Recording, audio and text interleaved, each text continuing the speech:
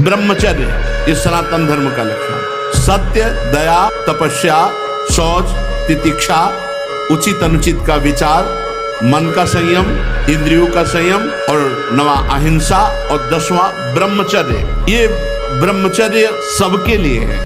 ब्रह्मचर्य हानि से सबसे बड़ी हानि होती है वो स्मृति पे फर्क डालता है, शरीर में प्रमाद पैदा करता है, आलस्य, सोने का मन करता है, कमर, घुटने, इनमें दर्द शुरू हो जाता है, बहुत खाने की प्रवृत्ति या बिल्कुल न खाने की प्रवृत्ति, मतलब जीवन को बर्बाद करने के लिए भी पूरा है। आपको सच्ची कहता हूं, आप ऐसे निराश मत होना कि इतने दिन हो गए अब भी काम आता है। एक दिन वो समय आएगा कि तुम ऐसे छाती ठोक के कहोगे कि किसी की ताकत नहीं कि हिला दे। सच्ची मानना, सच्ची मानना। जैसे बमन को तुम्हें कहा जाए हाथ जोड़ के पैर छू के कहा जाए कि खा लो तो आप नहीं खाओगे, ऐसे ही जैसे विष्ठा को आप नहीं खाओगे, ऐसे ही ब्रह्मादि के भोग सब मलवत, बमनवत, विष्ठावत उसके लिए हो जाते हैं जो भगवत प्रेम में मत वाला हो जाता है, जो श्री कृष्ण चरणों का विश्वास मान लो, विश्वास मान लो। कई बार दिन में करके अपने को नष्ट कर देते हैं।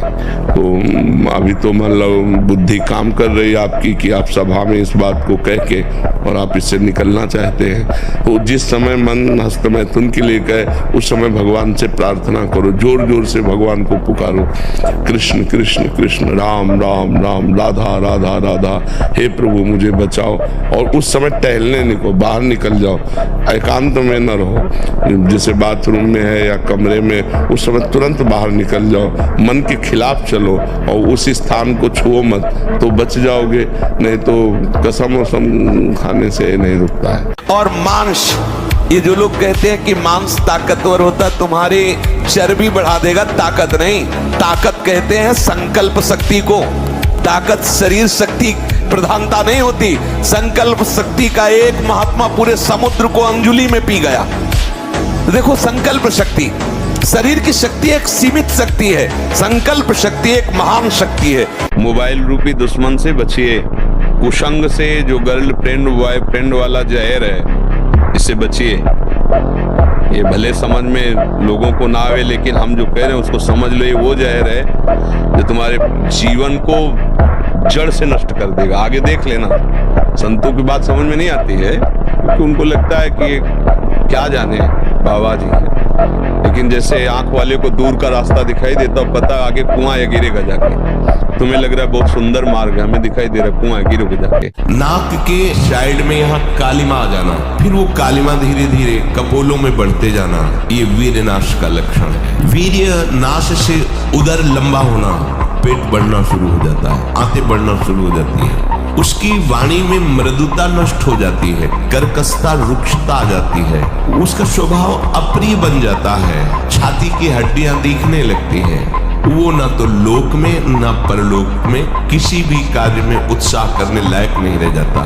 गृहस्थी कोई वो मार्ग नहीं कि तुम गंदे आचरण से चलो, ऐसा नहीं है। हम आपको दिखाएं, पति पत्नी सहित हैं और आजीवन ब्रह्मचर्य का नियम लिए हैं, और 35 साल की अवस्था है, दोनों सुंदर है, अपने ही समाज में, अपने ही बात है।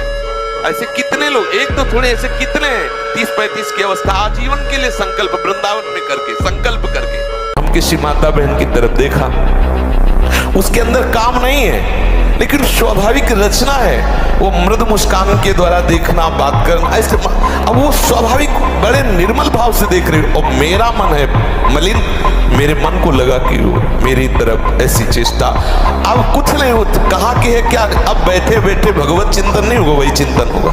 आप शरीर पवित्र रख के देखो, 1 महीना झूठा मुंह मत रखना, शरीर पवित्र रखो और ब्रह्मचर्य रह के देखो, 1 महीने में आपको ऐसा लगेगा आप देवता, 1 महीने में लगने लगेगा, एक मतलब दिव्यता आने लगेगी।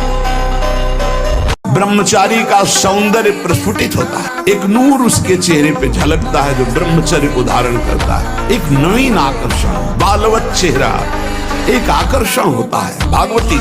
और जिसका ब्रह्मचर्य पुष्ट होने लगता है, उसके शरीर से सुगंध आने लगती है। तुम्हें धनी बनना है, अनुष्ठान कीजिए।